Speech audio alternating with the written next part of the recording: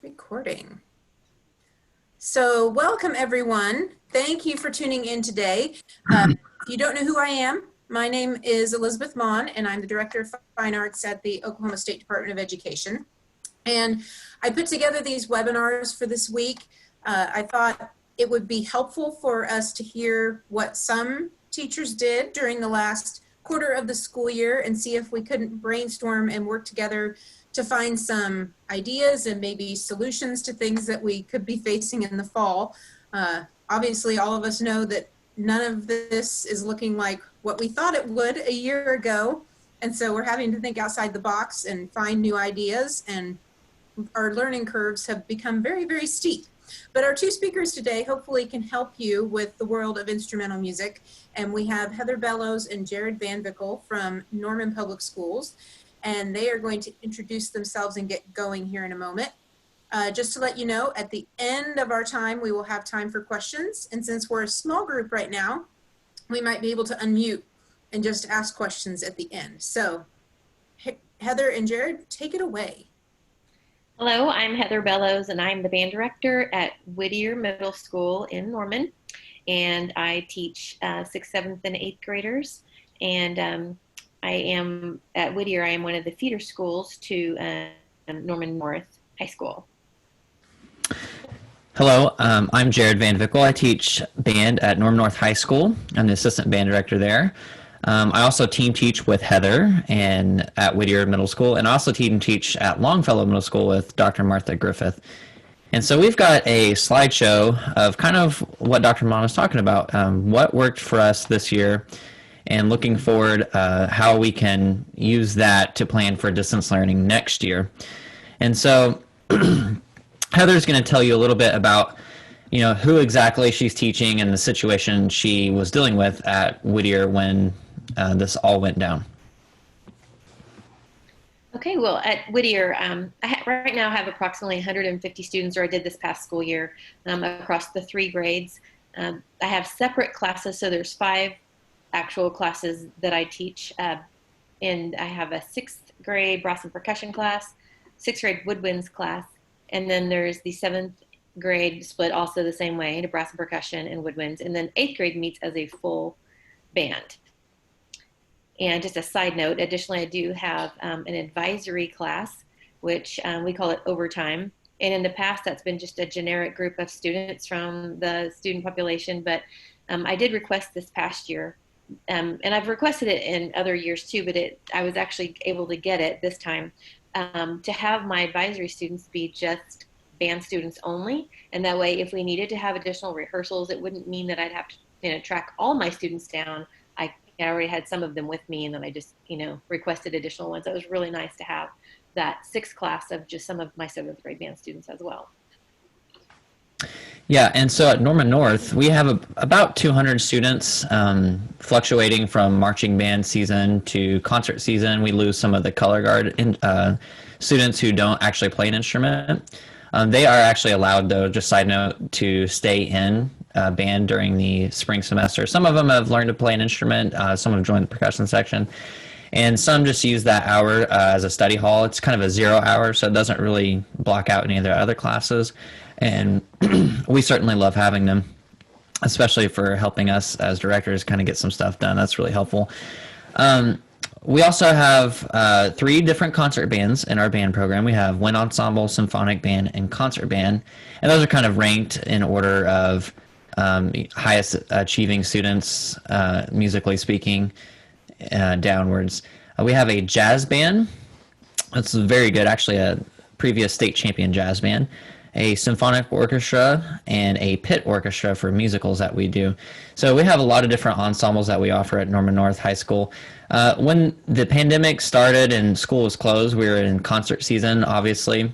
So that really affected our wind ensemble and our symphonic band and concert band and jazz band. Symphonic orchestra had already gone to contest, and pit orchestra had already done their performance of the musical in the fall.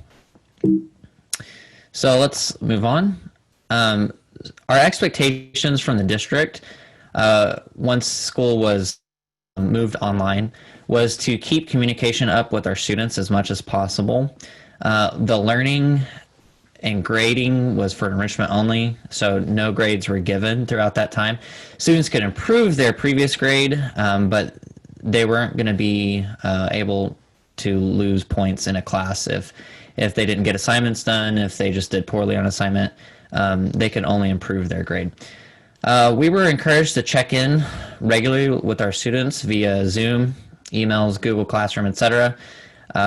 In Norman North, what we did, we had a couple meetings with our leadership group via Zoom, and we also actually have an app called GroupMe that we're able to talk to each section. So we're able to kind of keep some discussion going on through that. So Heather's going to talk about some of the platforms that we used on distance learning. I used Google Classroom just pretty much extensively, constantly. And then, of course, I used these other platforms as well as needed. So I used the Remind app quite a bit. And we're going to get into just a little bit about what each one of these platforms, what we can do with them and how we use them. Jared used he used the S'more and the Charms platforms. And then I also used the Smart Music and platform, and then the Classics for Kids website. And then, so with Google Classroom, like I said, I use this one a lot. And this is a web-based platform designed for schools to use. And, in order to use it, your principal does have to approve it for your site to use. And Google Classroom allows the teachers to be able to create assignments and grade assignments and provide feedback, engage in those online discussions with students. And then for students, it allows them to be able to view their assignments and complete and turn them in, see their graded assignments and ask any questions. So there's some conversing that can go back and forth between teacher and student. There's a host of things that you can do. Students can upload videos, or they can communicate as a full class if you want to have like a chat session with the entire class or not. You can keep kids from doing that. I tended to keep kids from doing that huge of a collaboration because it can get kind of crazy at times.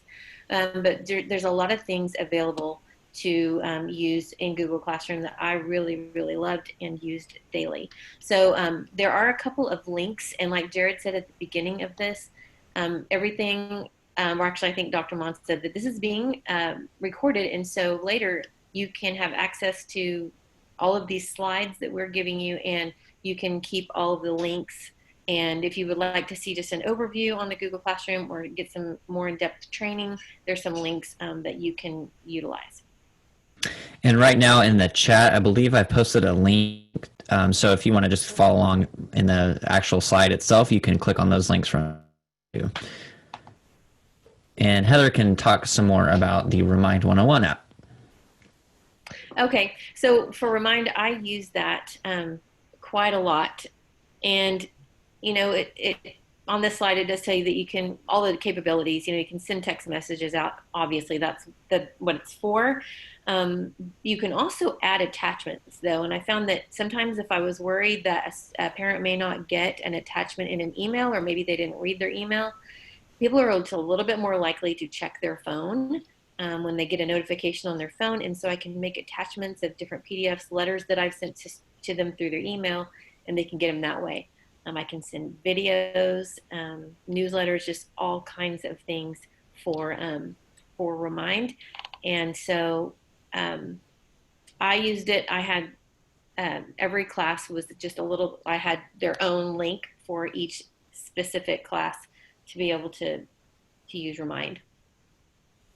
And Jared, do you want to talk a little bit about how you used Remind? Or Yeah, so the same thing. We really use Remind as more of an immediate communication with students and parents. We found that sometimes, like Heather said, people don't really get the email. Or if for example, if we're coming home from a football game and we need to say, hey, we will be at the band room in 30 minutes, please be there to get your students, so that we're not waiting there until 2 in the morning. It has happened, yes. That it kind of prevents that, so parents get those text messages and they know, exactly what's going on in the moment, rather than an email which they may have missed.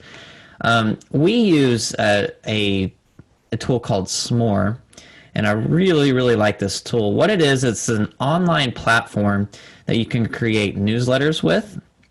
And these newsletters, what's cool about them is, let's talk about a PDF, for example. If you were to attach a PDF to a Remind text message and blast that out to 400, 500 people, which we regularly do, let's say we made a mistake in that PDF and we got a date wrong for example. Well, now, unfortunately, that PDF is there forever. It's online and people can access the wrong date always. So what's really cool about S'more is instead of sending out a PDF, you can send out a link to a newsletter which is hosted online. And let's say we get the date wrong, we can go back and then fix that date. And anyone who clicked on that link at any time will see the correct date now instead of the wrong one. So for us, mistakes happen. And especially in the environment where things change so rapidly with COVID-19, sometimes we just have to update our information at a moment's notice and say, this is new info, be aware of this. And then the old information that's incorrect is no longer there. So for us, that's been a really, really powerful tool.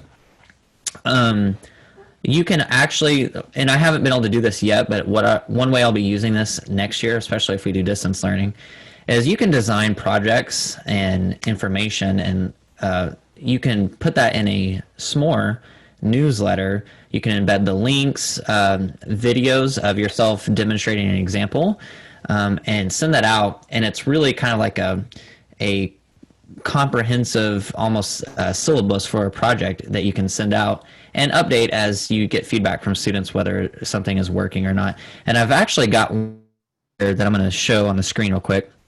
This is from my wife's school, Blanchard High School. And what they did is they created a S'more newsletter to talk students how to join Google Classroom. So that's kind of combining two different platforms, but it really works so well.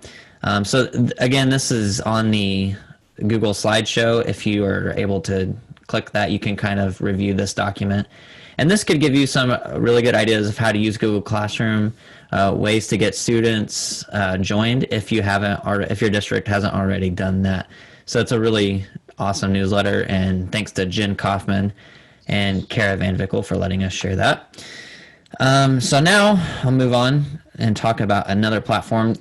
Charms is a kind of a behind-the-scenes platform that we as directors use. Students are able to see some information on their end of this website, but mainly it's like their financial information. Let's say we're going on a trip. They can see how much they owe on that trip and et cetera. But more than that, that's really about all they do. For us as directors, it's really powerful in terms of keeping track of who all's in band, the different groups, the rosters for the different ensemble. For example, Infinite Campus is the school system, but it doesn't necessarily allow you to group students by the rosters that we put them into, such as wind ensemble, jazz band, etc., marching band. So this website is really powerful for that reason. And tracking inventory, uniforms, instruments, who we've loaned instruments out. If we loan an instrument out to a middle school or a high school that's across town, we can notate that where that instrument is, and at the end of the year it'll tell us, hey, don't forget you have this instrument out, you need to collect it. So it's been really helpful for that. Smart Music, I'll let Heather talk about this one.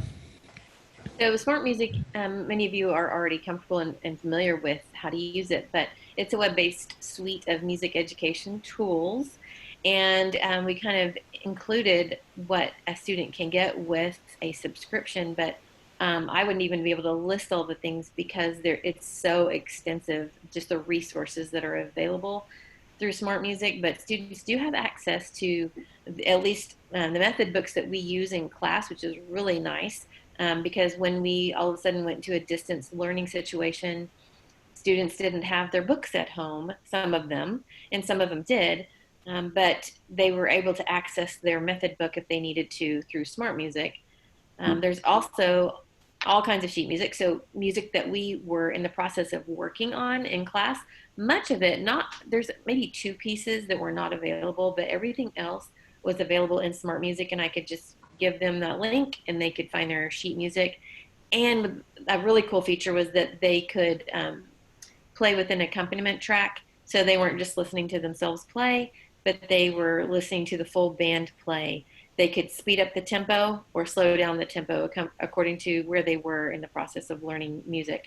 And of course, there's solos, jazz methods, sight reading, and a host of other options. So I encourage students to just kind of play around with it and see what they felt or what they were interested in, and try to find some music that they wanted to learn how to play, and just to do everything they could to be as creative as possible during the time that we weren't in school.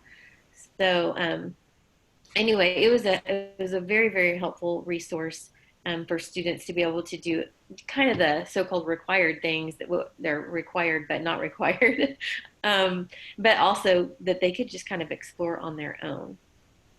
And I'll jump in there to talk about what Heather is talking about.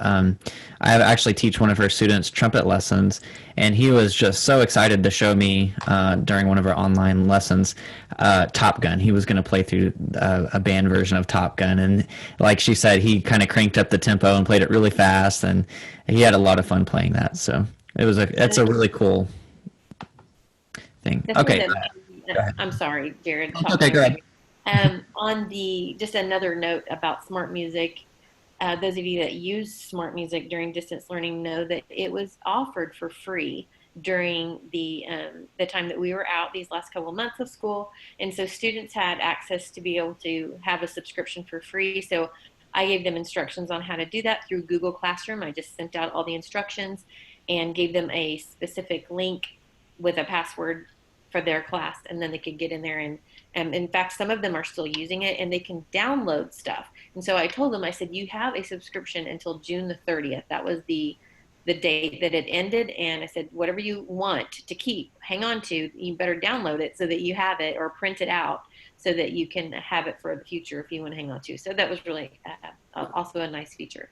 On Classics for Kids, this was a website that I found to be very helpful because some of the students had their instruments at school. They left them at school. And so there was, even though I sent out all kinds of ways to practice and things to practice, some of them couldn't really practice if they didn't have their instrument. And so this was just a resource for them to be able to stay engaged. And I tried giving them ideas on how they could do that. So it's a website that offers music history, information on a host of composers from all time periods, and activity sheets, quizzes, games, and kind of cool, there's also information for parents on how to keep their kids involved in music and on their instruments if they happen to have instruments with them. And so it just was nice to be able to have this extra website for students who didn't have an instrument, or even if they did, I said, all of you can go and do these different activities. So Jared, if you want to go to that link. This is what the website looks like, and if you can just click on where it says composers at the top, I tended to kind of go in here and try to be as specific as possible to give them a direction, and then later they can be more exploratory on their own if they want to. But so if you can go to composers by period, we talk a lot in my classes about the different time periods, and I try to help students to be able to figure out which composers go in which time periods as much as we can. So we had ended up at the end of March or in the middle of March talking about the Romantic period. So I gave them assignments on the Romantic period. And so it starts off with Bizet, but there's a lot of other composers you can go to. So on each one of the composers, it tells there's a variety of links. So Jared, if you just want to pick one, and where it says about, so about Dvorak, and there is an audio that students can listen to, and it has a lot of the music included by that composer in that little audio link. And then if you'll scroll down even more, just pick on, well, you can see that it includes a lot of different links that are real specific to that composer, on their background, kind of where they grew, where they're from, and what their family life was during the time of their composing, and things like that. Types of music that they composed, and just little tidbits from their music so kids can listen to it. And then there's quizzes, weekly quizzes that students can actually take if I wanted them to. I didn't actually have them do these quizzes, but I asked them to give me some examples of the music they were listening to. I said, give me a description of what you think of when you think of the Romantic period. And so just try to give them some things to think about and some pieces to listen to. And you can go back to our slides.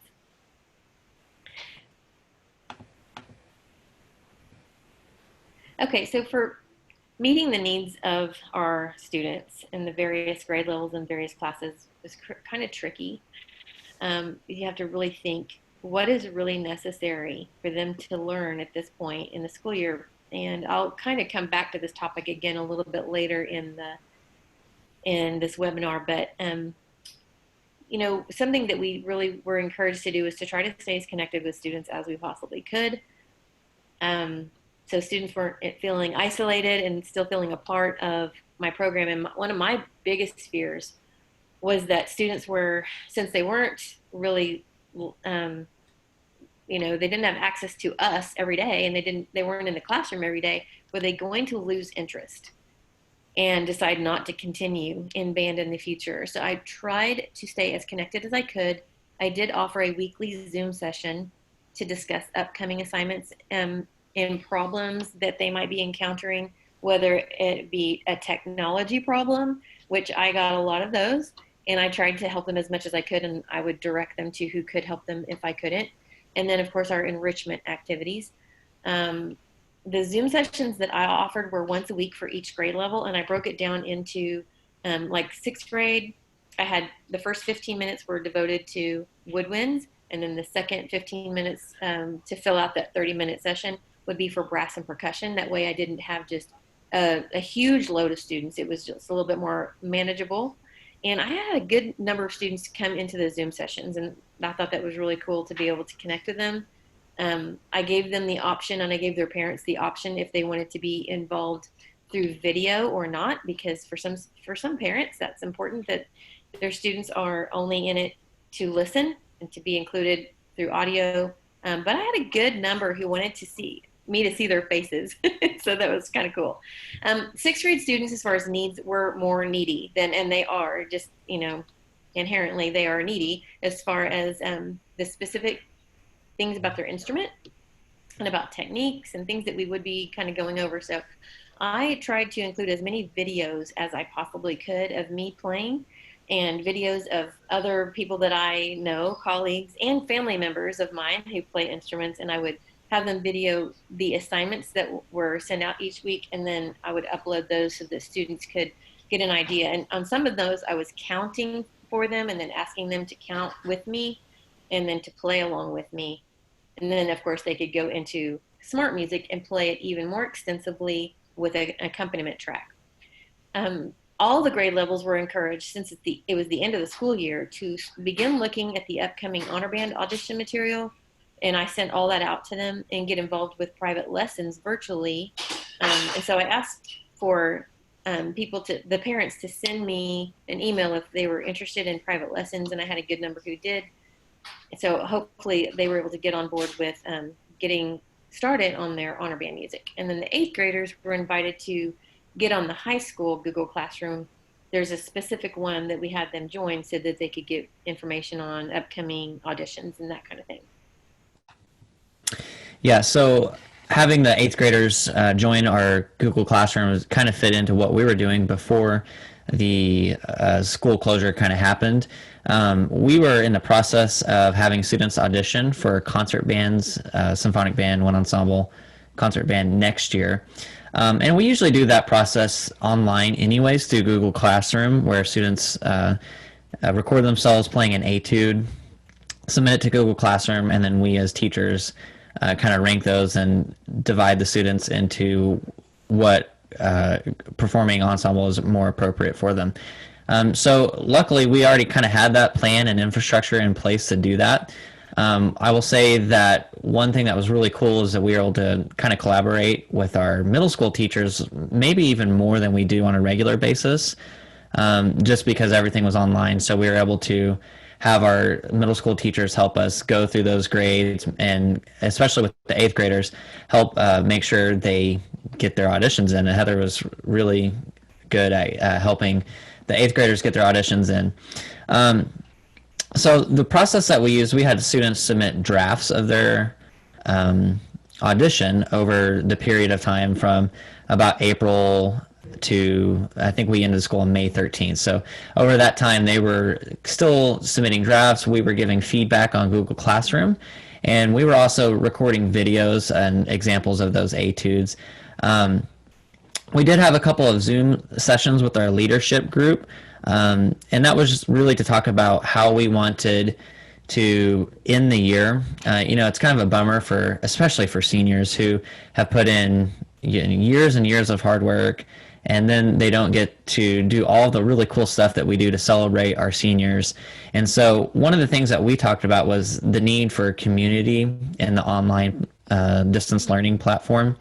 And what we came up with was doing a digital band banquet. And I know a lot of districts and band programs did a digital band banquet, and it is really a cool thing. So what we did is we created a YouTube video, kind of an overview of the year. And then we also had our awards given out by guest artists and just guests in general, I should say. We had the middle school teachers, Heather and Martha, give out awards. It was kind of cool because they were awards that were given to their students when they were in middle school. So it's kind of neat for that. Roger Nunn, our band coordinator, gave out an award, and that's one of his private students got that award. Our superintendent, Nick Migliorino, actually gave out our John Philip Sousa Award. So we had all these people send in these videos, and it was really cool, and it was kind of a surprising moment for the students to see, okay, who's going to present the next award, and we got a lot of really, really good feedback. I will brag, one really cool thing that we were able to do that did not make it to the final cut of the band banquet video was I actually emailed Arturo Sandoval to ask him to give out our jazz band award for the most outstanding student. And he actually did. He sent me a video, and even though it wasn't in time to make it on the final cut, I was able to send that video to that student who received the award, and he was like, life made. So it was a pretty cool moment. And I think it underscores the importance of, music is why a lot of our students come to school in the first place. And so how do we preserve that when we're online? How do we preserve the good things that music provides our students? And I think the community aspect is so important. So we were really happy with how that came together. Some of the successes in distance learning, like I said, I really like the collaboration that we have between the middle school teachers and the high school teachers, and I will say our district band staff as a whole. They kind of figured out that using Zoom may be a more time efficient way to meet and collaborate and plan instruction in the future, rather than having to drive across town to go meet, and that just kind of eats into the time that you have. So we are going to move forward with new technology, and I think that's really cool. And obviously all the platforms that we use, they can be used in the normal classroom as well to enrich instruction. And obviously talked about creating community in the virtual world. Heather, you want to talk about some of the challenges? Sure, and just on the note of the successes with distance learning, just to add to what Jared was talking about, I thought, wow, there's so many things that we've never even considered, or maybe we considered and we just didn't have the boldness to go forward with it. And one of those would be to maybe connect with composers. My daughter, who is in the Oklahoma Youth Winds, they did that with their group, and they met with Frank Kelly, among other composers, and I just thought that is so great to be able to think about. There's really no limits as long as that person is willing to come on board and maybe visit your classroom. You could even connect with other classrooms in other parts of the country or other parts of the world and see what everyone is doing. So it's just, wow. It's really opened up just a whole different aspect of things for me. But as far as challenges during distance learning, and this is, I think, pretty much the case for not just Norman Public Schools, but my own kids have gone through more public schools, and I know a lot of our districts did not require any grading because this is something that none of us has ever gone through before, and we wanted to be as fair as possible for students who didn't have Wi-Fi access or internet access of any kind, or maybe didn't have the right resources we just had to be as fair as we could. So we couldn't require grading, and because of that, we didn't have the participation that we would have liked to have had. We didn't have 100% participation, so that was kind of a bummer. Balancing the amount of communication we needed to have with our students, that was challenging, and so I found myself using the Remind app quite a bit more and more as I went through that whole process, because I really needed kids, especially 8th graders, to pay attention, because there was so much information going out, and normally it'd be stuff we were going through in detail in the classroom, and I wasn't able to. And so I would, occasionally maybe scream and remind, whenever you write in all caps and you're supposed to be yelling at somebody, I did that maybe just occasionally on Remind to say, please be checking on Google Classroom to make sure that you know when the deadlines are for your auditions and whatnot. So that just lack of communication, and setting up all the different technologies, which I think Jared's going to share a little bit at the end of this to kind of go over ideas on technology. It's not just challenging for the student. I mean, they're probably less challenged than we are, but sometimes it can be challenging for the teachers and all of us adults. So adaptations along the way. Starting out, I think that I might have been a little too broad with my lessons that I was sending out to students. And I didn't really notice that at first until I went back a couple weeks in, and I realized I was trying to find some information from that first week that I had sent out, and I was like, wow, this is a lot of information and possibly could be too much information that I had sent out to students to try to be, in an effort to be helpful. It might have been just a little bit too much. So I had to learn to simplify and prioritize and decide, what do I actually need the students to know, and try to keep things as concise and informative as possible. And like I just said, Remind was a tool that I used, but I wrote, or we put on here, that it kept kids in the immediate loop, because parents don't really see Google Classroom. We can say all the information we want to in Google Classroom. Sometimes the parents aren't going to get it. They can request that they are getting notifications about information that goes to students, but they're not really seeing the same thing that the kids are seeing. So that tool, Remind, was very helpful. And then I think, Jared, that last bullet point was something more related to the high school. Yeah, so as our students were starting to submit their drafts of their audition for next year, just like in a regular classroom, we started to see where they're struggling with. And so it really became necessary that we make some videos to break down the etudes that we were giving them. For example, some students may have been struggling with the key signature. I think we had an etude that had 6 flats, if I believe. So it was a pretty difficult etude. But by the end of it, most of the students were able to get, the key signature. It was in 6/8 with 16th notes. And so we had to really kind of be consistent, really informative about how to play this etude, how we did a lot of counting with our younger students, especially my students in our concert band. Before the break, we did a lot of counting. So it was necessary for them to be able to kind of have that fundamental understanding. And then as the etude drafts kept coming in, you could see them kind of improving through that. And we did a lot of that by just giving them individual feedback. But I think the videos that we did were really kind of cool because, in a math class, for example, a lot of times they'll use a concept called a flipped classroom. They will do the lecture as a video and then do the homework in class. And I think that's actually a really good idea moving forward for some of our more technical instruction or more instrument-specific instruction. And then send those out to students to watch at home, and then when they come to class, then we can really kind of break that down and practice those concepts now that they've kind of been talked about and demonstrated without boring the trombones to death, for example, because no one wants to bore trombones. Sorry, Roger. I kid.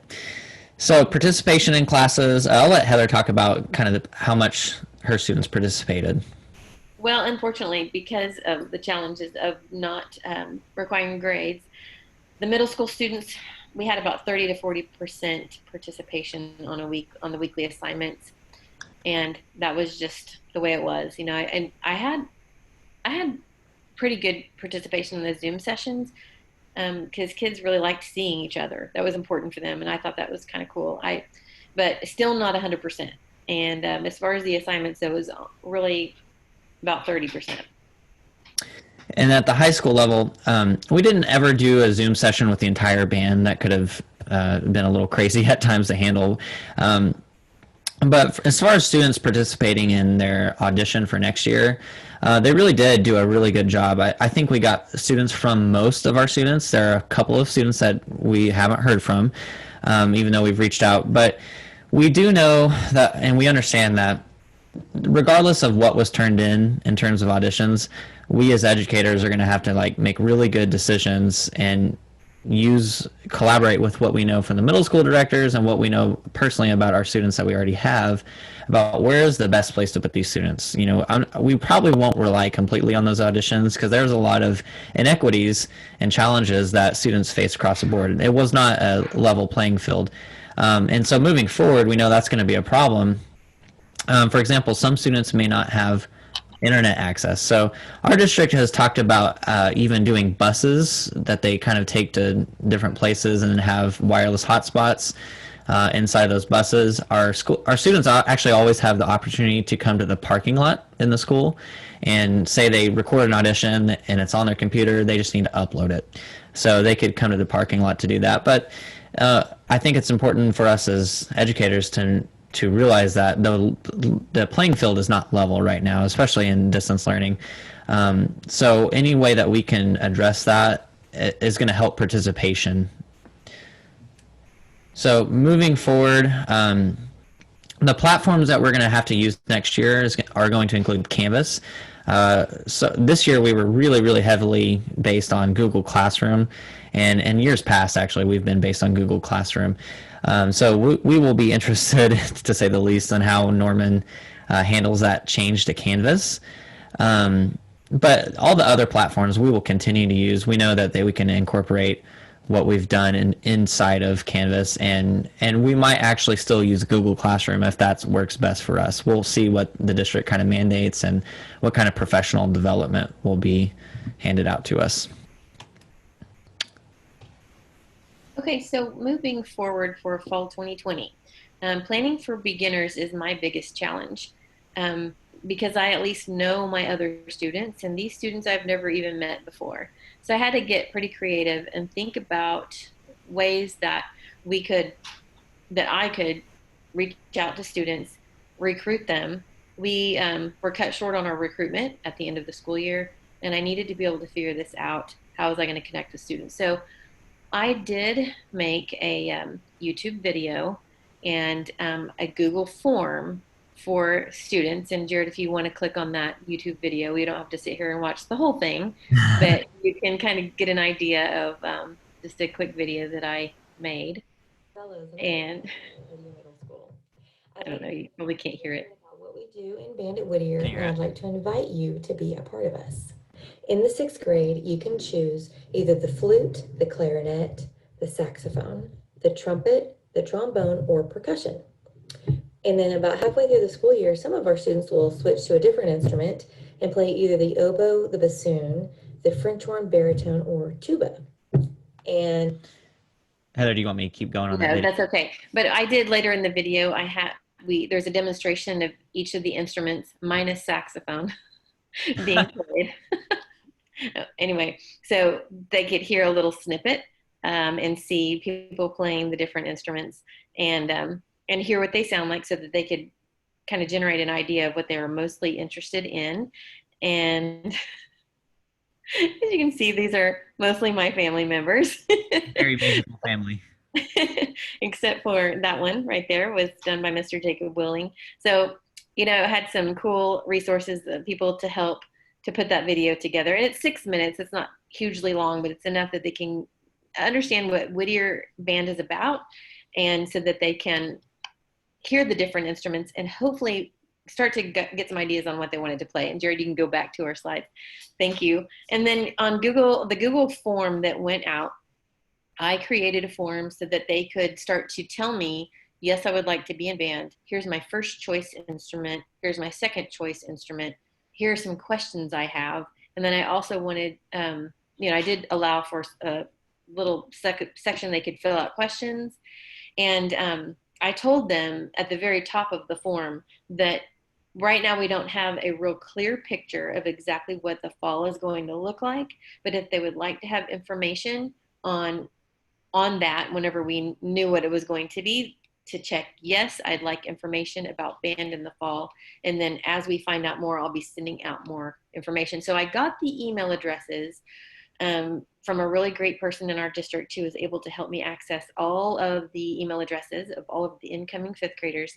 And this morning, actually, I sent out a letter with all the information about joining band, along with the YouTube video and the Google form.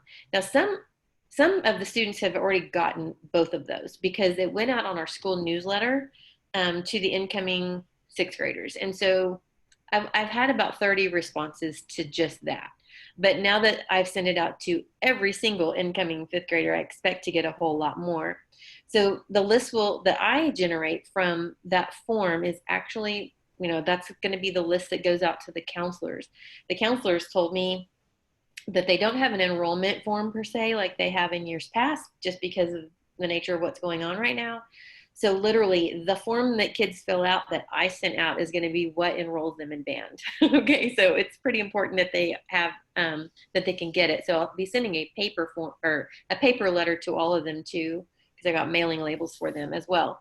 So if, in case anybody can't get email, they'll get it in a paper letter.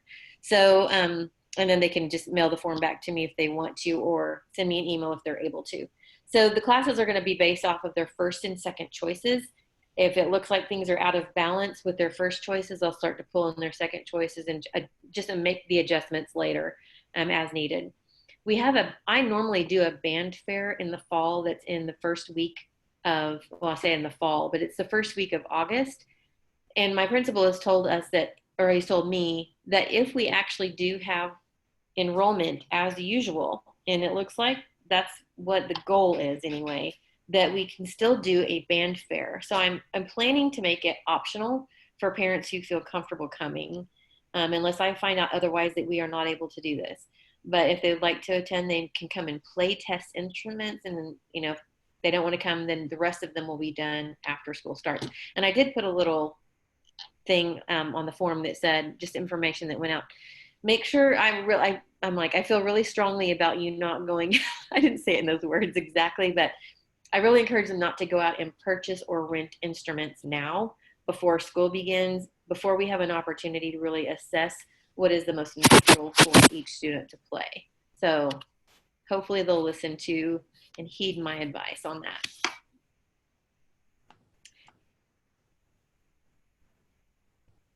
Okay, so and how we're going to do assessment next year, obviously it's going to depend on what our situation looks like.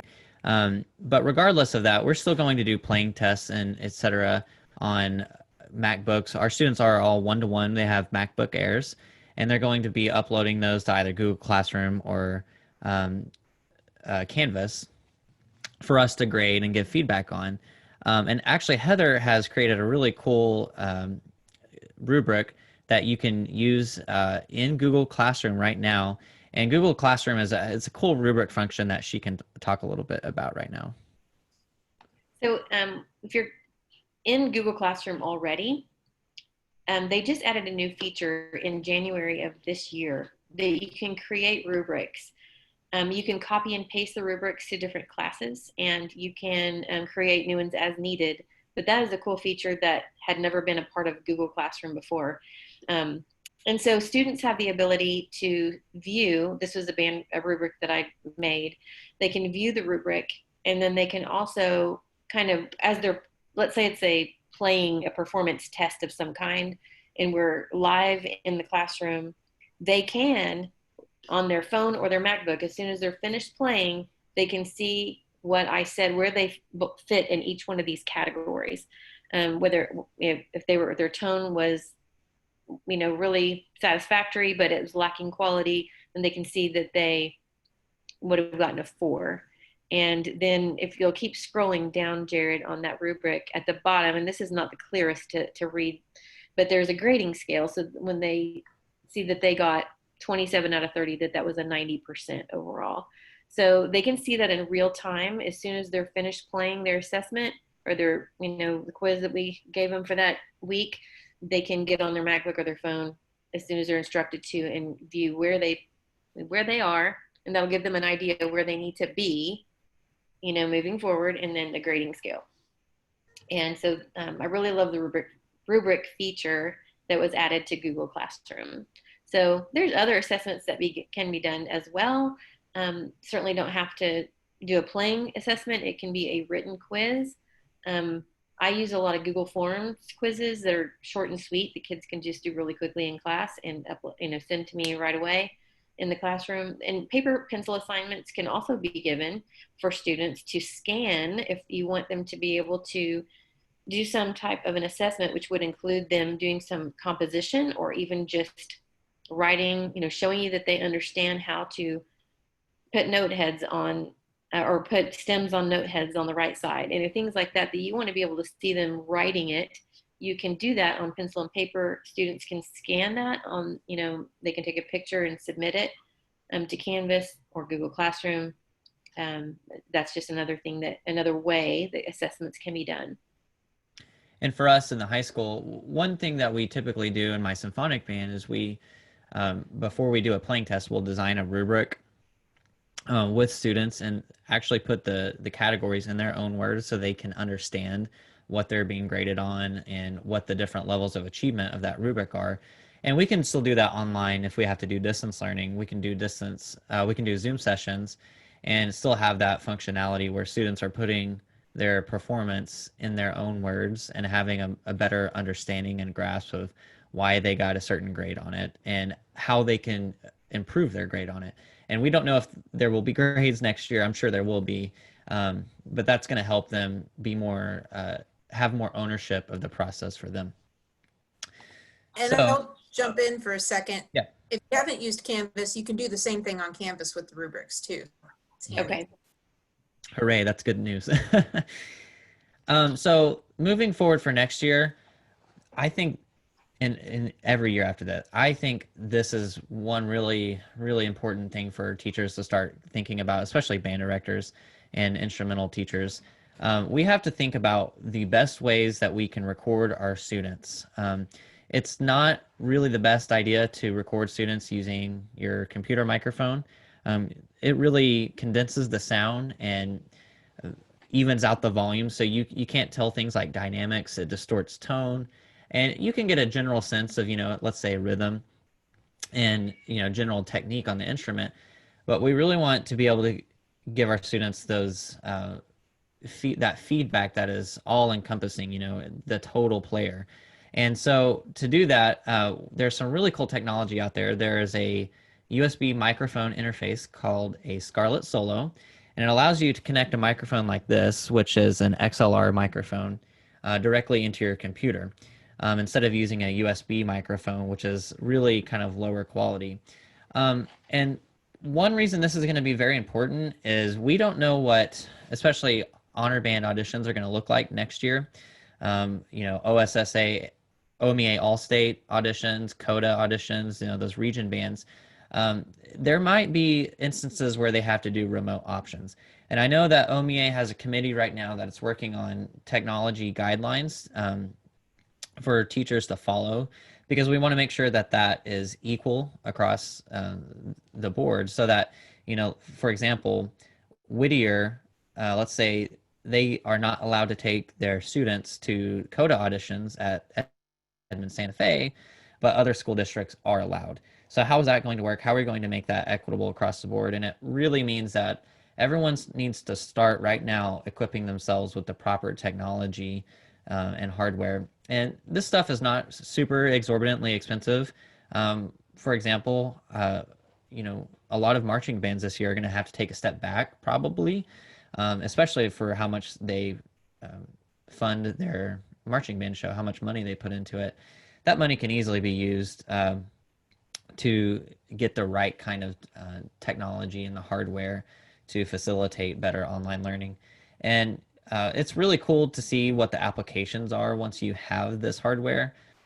Just a quick plug for myself. My wife and I make the multi-track YouTube videos of trumpet playing, and it's really cool. And I think that's one thing that we can start to teach our students how to do in the future once they kind of are familiar and have some practice using this hardware and technology.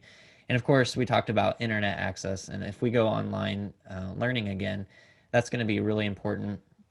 I think Dr. Mon, can you talk about maybe the CARE Act? Is it that is going to be able to, districts are going to be able to use to kind of bridge that gap? Yeah, so if your district had some limitations on internet access for the students, which I think happened everywhere, Super Hoffmeister is really looking into how to get connectivity to the students. So in some cases, trying to get funding to communities to have more wired homes, but also she's put funding towards purchasing 50,000 Wi-Fi hotspots that will be distributed out to districts according to student need.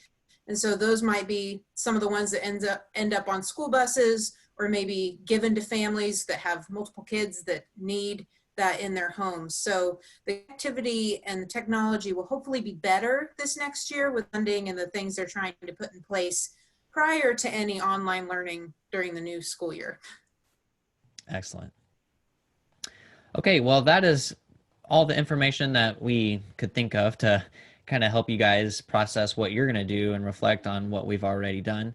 If you have questions, our contact is on that, and you can access, again, this whole presentation by the link on the chat. And we are free to take questions if we have any, I guess.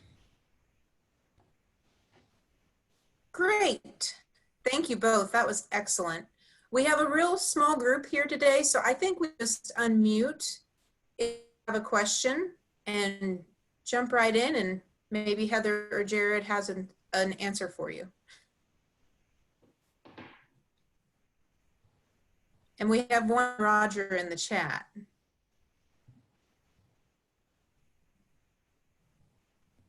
Jared, it says, how did you use smart music at Norman North High School? Okay, thank you. I had to stop sharing my screen to see that. We really did not use a lot of smart music at the high school level. I know a couple of private students did, and when I teach my private students, I do have them use smart music. Some of the CODA audition material is on smart music, and so it's really helpful for them to be able to say, oh, I am not playing this in time right now, because, and it'll show you, you know, where your notes are lining up with what's actually on the page. So it's a pretty cool process that way. There's some method books. I know the Arbin book is on smart music too. So I assign a lot of my private students exercises from the Arbin book. As a band, we are looking into using that next year. Of course, it'll kind of depend on how much it costs, if it's free again. But that's one thing, you know, with the head director that I've been talking to, is we think that's a really good idea, especially if we use distance learning. And a lot of the literature that we play is on smart music, especially at my level, which is about a grade 3 to 4. That is luckily on smart music, so we can do playing tests. I think Heather has done that before. Am I right, Heather? Just playing tests for music sections in your music. So. Mm-hmm. And the CARES Act funding coming to districts, things like subscriptions to smart music could be paid for out of that funding, because it's a new purchase that you have before, and it's something that you're getting because of COVID. So keep that in mind when you're talking to administrators. Yeah, so if smart music isn't free, that would be a great thing to consider. Yeah. And there's some other suites out there. I know at Norman we've had a company called Music First kind of give us a presentation, and they have some pretty cool aspects to that software too. One thing I do like about the smart music program is that it grades for the students, so students can get immediate feedback on their playing instead of having to wait for a teacher to give them feedback. So sometimes that's really accurate, and then sometimes it's not. So you have to be really careful about how you set up the settings on smart music. There's like, you can do exact grading. You can do lenient grading. I actually always do the lenient grading so that students can have like a decent chance of playing it correctly. And the thing that I actually really like about Music First is that, you know, the teacher can decide with the Music First subscription, you can kind of decide which apps you want to include. And the more apps that you include, the more expensive it is. But one of the apps that they make available is the Sight Reading Factory one. And that's a really, really nice, just a platform for students to be able to get on there and sight read, and at all different levels. So they can start off really basic, and it kind of helps them to prepare for upcoming auditions and just their own sight reading, not just for auditions. Right. And I use sight reading a lot in my private lessons. And then what is it called? Sight Reading Factory, right? So Sight Reading Factory actually will generate full band sight reading compositions. So it's pretty cool. Some of them are like really lame, but if you get the parameters just right, I mean, you can really start to practice for example, symphonic band sight reading. We read at the 4A level. And so you can really set, you know, what key signatures are we going to see in sight reading, what time signatures, key changes, time changes. You can kind of design exercises that will incorporate all those things and then blast that out. You can print those off or send that out, project them onto a board or anything like that. And then you can have infinite, you know, sight reading practice for both individuals and bands as a whole. So it's a really cool application. I use it a lot.